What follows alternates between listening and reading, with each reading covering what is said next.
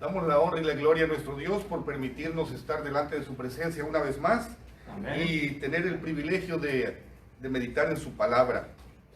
El tema que nos ocupa en esta mañana se ha titulado Confinados y está basado en aquel texto que se encuentra en el libro a los Gálatas, capítulo 3, versículo 23, que dice: pero antes que viniese la fe, estábamos confinados.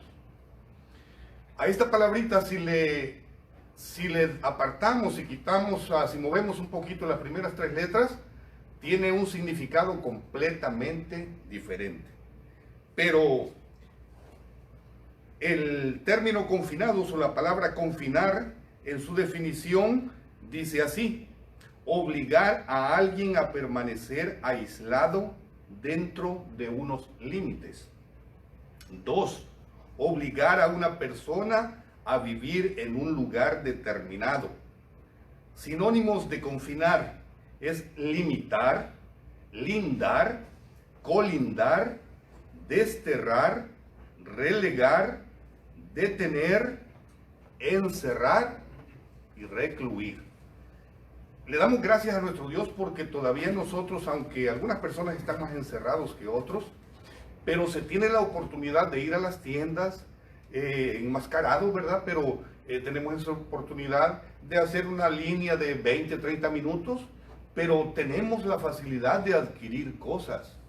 Lo difícil sería tener dinero y que no haya nada que comprar. Así que bendito sea nuestro Dios porque todavía tenemos facilidades. Mire este lugar. Esa foto de un lugar encerrado. ¿A quién no le gustaría estar encerrado ahí comiendo papaya, comiendo sandía, tomándose una horchata, un agua de tamarindo? Yo creo que a muchos nos gustaría estar encerrados ahí, ¿verdad?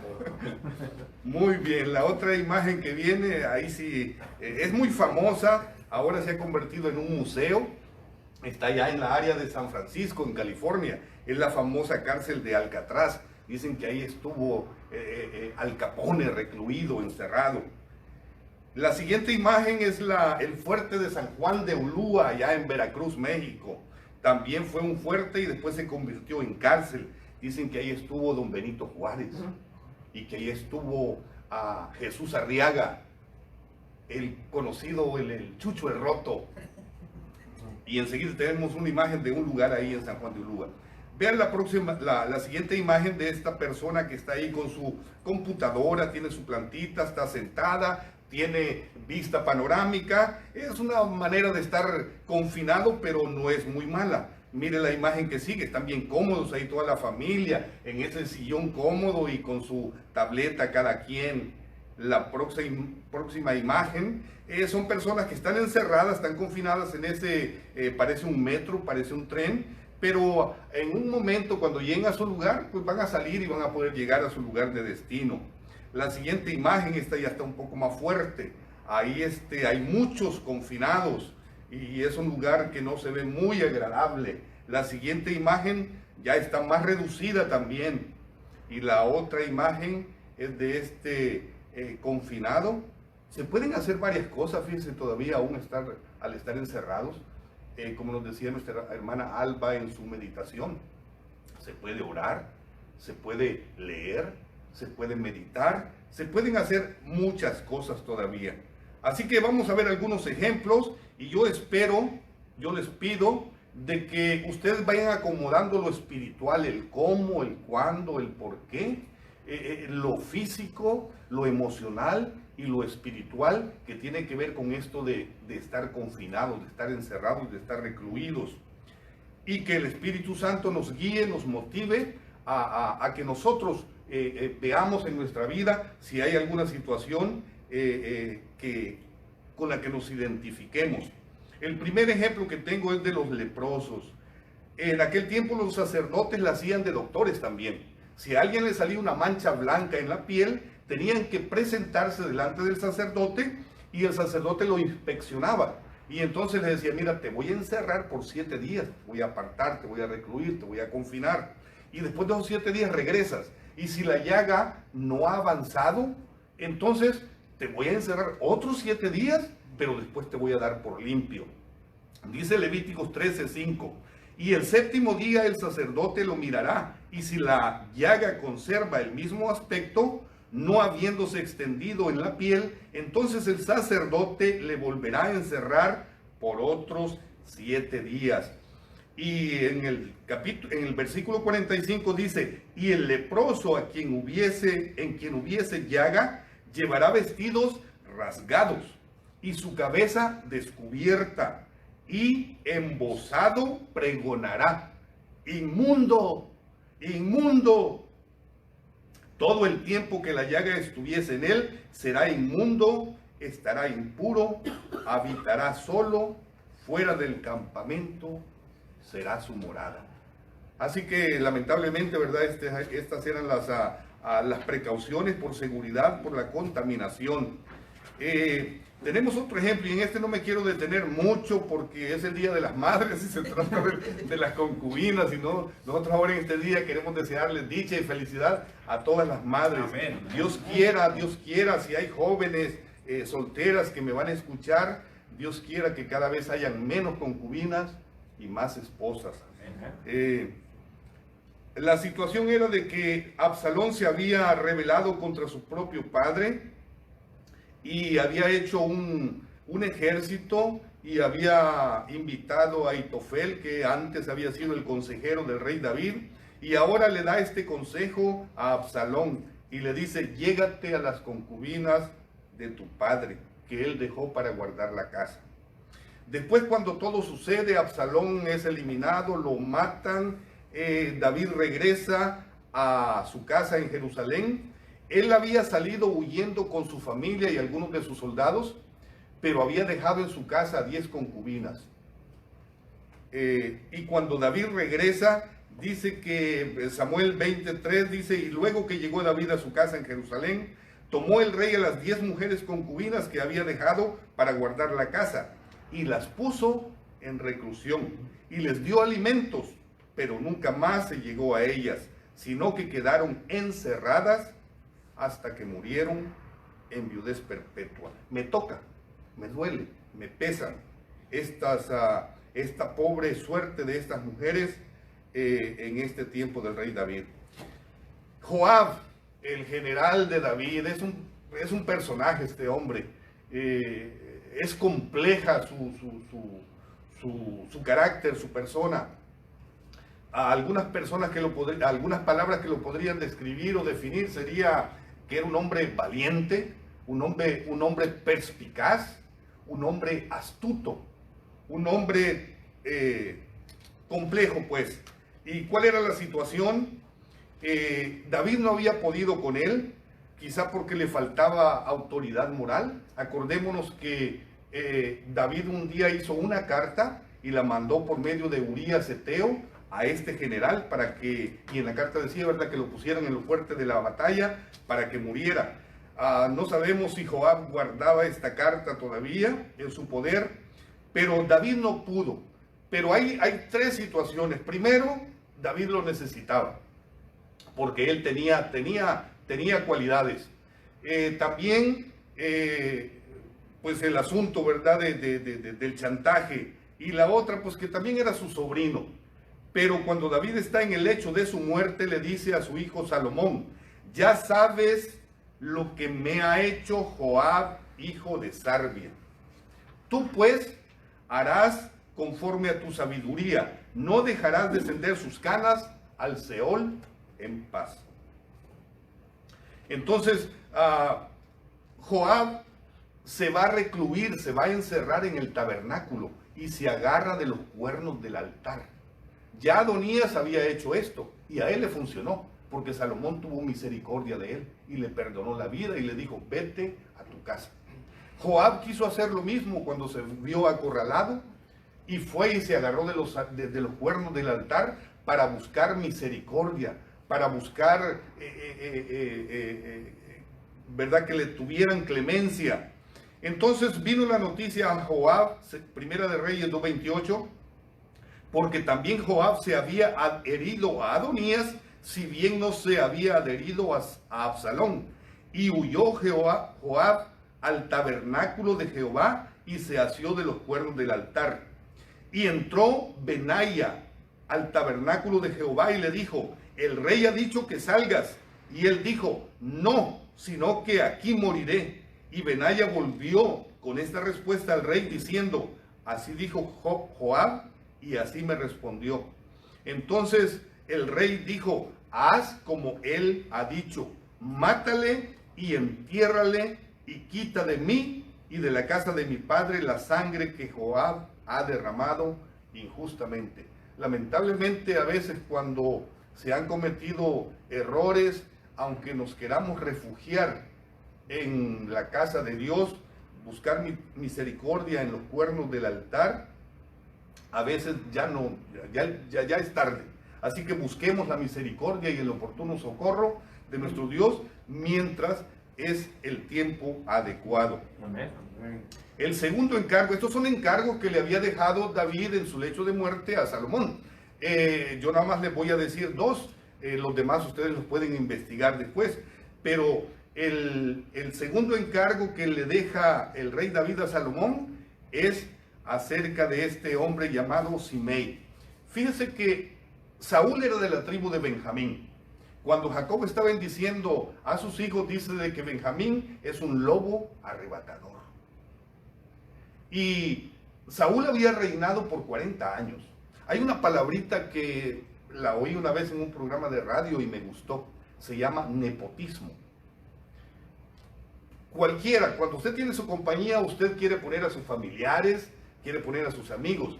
Pero si es su compañía, está bien. Pero si es un cargo del gobierno, un empleo público, usted tiene que tener cuidado y no hacer eso.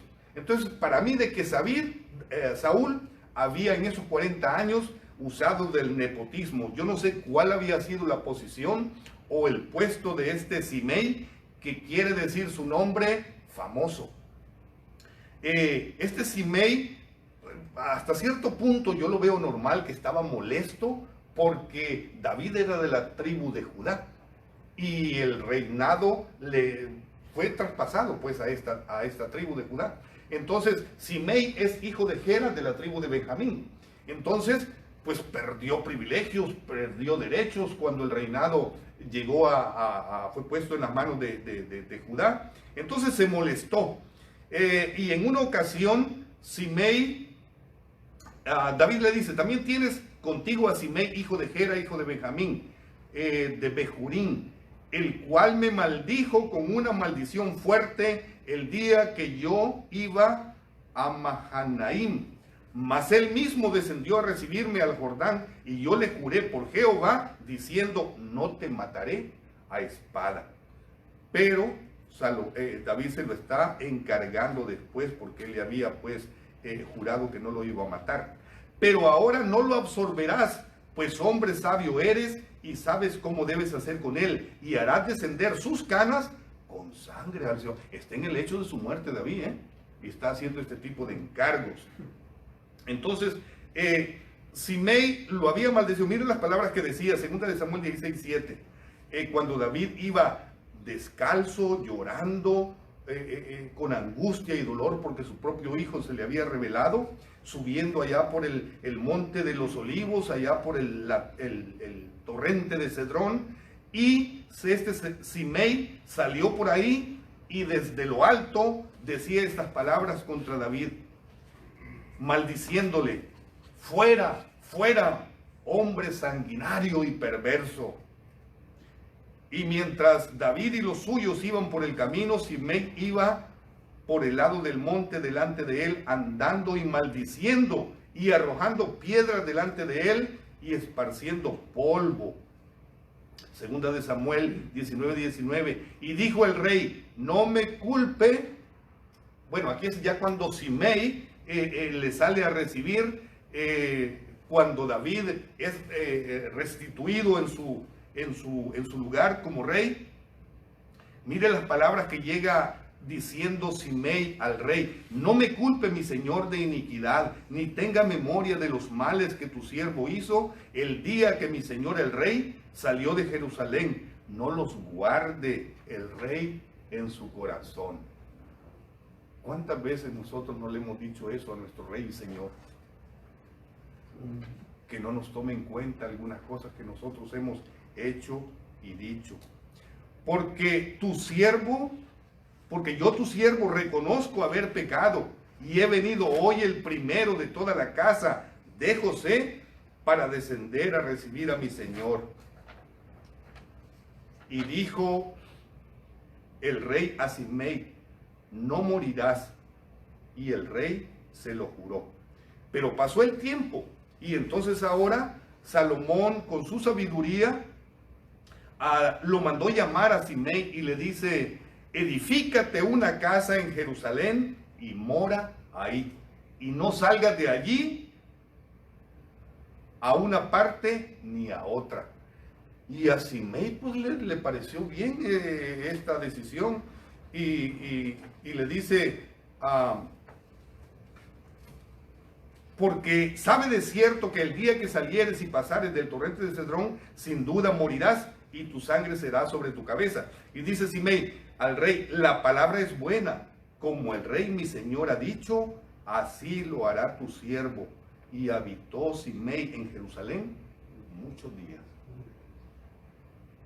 Pero pasaron 3 años. 3 años habían pasado y se le escaparon 2 esclavos, 2 siervos. Y le dieron aviso de que estaban allá en una ciudad llamada Gat.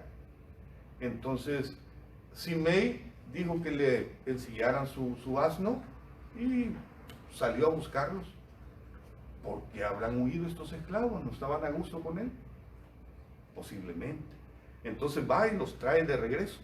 Pero pues le avisaron al rey que ya sabían de que él no tenía que salir de los límites. Entonces Simei comete este error, pues se le olvidó la misericordia que habían tenido con él y la promesa que había hecho. Y entonces le dice Salomón, ¿por qué pues no guardaste el juramento de Jehová y el mandamiento que yo te impuse? Dijo además el rey a Simei, tú sabes todo el mal, el cual tu corazón bien sabe, que cometiste contra mi padre David. Jehová pues ha hecho volver el mal sobre tu cabeza. El último ejemplo que tengo es de Simón. Simón quiere decir el que escucha a Dios. Simón, cuando los primeros cristianos fueron perseguidos y salieron allá por las áreas de Samaria, iban predicando el evangelio, ahí iba Felipe y mucha gente creía, mucha gente se convertía, mucha gente se bautizaba, y entre esta gente se bautizó un hombre que era un mago, que se llamaba Simón. Dice Hechos 8:13, también creyó Simón mismo, y habiéndose bautizado, estaba siempre con Felipe, viendo las señales y grandes milagros que se hacían, y estaba atónito. Después, cuando los otros apóstoles llegan, porque oyen muchas conversiones que hay, vienen los apóstoles y entonces les imponen las manos para que reciban el Espíritu Santo, y Simón el mago pide tener ese don y ofrece dinero, y entonces Pedro le dice, porque en hiel de amargura y en prisión de maldad veo que estás. El salmista decía, saca mi alma de la cárcel para que te alabe. Lamentablemente hay mucha gente que ahorita está en muchas cosas, pero no están alabando a Dios, no están glorificando a Dios. Y comen, beben, bailan, ríen, pero no se dan cuenta que su alma está encarcelada. Y por eso no alaban a Dios. Regresemos a Gálatas. Los Gálatas tenían algunas influencias, les dice Pablo, estoy maravillado de que tan pronto os hayáis alejado de aquel que os llamó por su gracia para seguir un evangelio diferente. Y dice Pablo, no es que haya otro evangelio diferente, sino que hay algunos, dice, que les están perturbando y quieren pervertir el evangelio. Entonces los gálatas tenían esta situación y Pablo les dice en el capítulo 3, versículo 23, pero antes que viniese la ley estábamos confinados bajo la ley, encerrados para aquella fe que iba a ser revelada. De manera que la ley ha sido nuestro ayo para llevarnos a Cristo, a fin de que fuésemos justificados por la fe. Pero venida la fe, ya no estamos bajo el ayo. ¿Qué es el ayo? Es la niñera, el tutor, la persona que se encarga de llevar a los niños a la escuela, a que no les pase nada, que aprendan, que les enseñen. Eso es el ayo. Entonces dice que ya venida la fe, ya no estamos bajo el ayo. Lamentablemente, todavía ahora en estos tiempos hay muchos grupos, hay muchas personas que están todavía bajo el ayo. Lamentablemente, que Dios abra sus ojos, que Dios ilumine y que dé sabiduría para que se den cuenta que ya no estamos bajo el ayo. Pues todos sois hijos de Dios por la fe en Cristo Jesús. Así podemos ser hijos de Dios por la fe en Cristo Jesús. Dice Colosenses 1:3 que Dios nos ha librado de la potestad de las tinieblas y nos ha trasladado al reino de su amado Hijo. Y Efesios dice que Dios es rico en misericordia y que aunque estábamos muertos en nuestros delitos y pecados, Cristo nos ha resucitado y asimismo nos ha hecho sentar en lugares celestiales en Cristo Jesús. Identifiquémonos, hermanos. Yo me identifico con los leprosos. Porque la lepra es un símbolo y es una ilustración del pecado. Y Pablo decía, palabra fiel y digna de ser recibida por todos, de que Cristo vino al mundo a salvar a los pecadores, de los cuales yo soy el primero. Así que el primer lugar ya no lo tiene Pablo. El segundo lugar nos lo vamos a pelear nosotros. Yo me identifico con las concubinas, en el sentido de que a estas pobres mujeres les afectó no solamente su propio pecado, sino el pecado de los demás. Yo me identifico con Joab. Yo me identifico con Simei. ¿Cuántas actitudes? Por ejemplo, Simei prometió, juró, pero traspasó los límites. ¿Cuántas veces nosotros no hemos traspasado los límites? ¿Cuántas veces nosotros no hemos merecido la muerte? Pero gloria a Dios, porque a Simei lo mataron. Lo mataron. Pero a nosotros, Cristo vino a morir en nuestro lugar. Y por eso dice Lucas 4:18, el Espíritu del Señor está sobre mí por cuanto me ha ungido para dar buenas nuevas a los pobres. Me ha enviado a sanar a los quebrantados de corazón, a pregonar libertad a los cautivos y vista a los ciegos, a poner en libertad a los oprimidos. Yo me identifico con Simón, porque Simón creyó, Simón se bautizó, Simón andaba con Felipe, oyendo, viendo las maravillas que él hacía. Y nosotros también hemos creído, nos hemos bautizado, hemos visto las maravillas de Dios, hemos recibido enseñanza, pero a veces yo veo amargura, a veces yo miro maldad.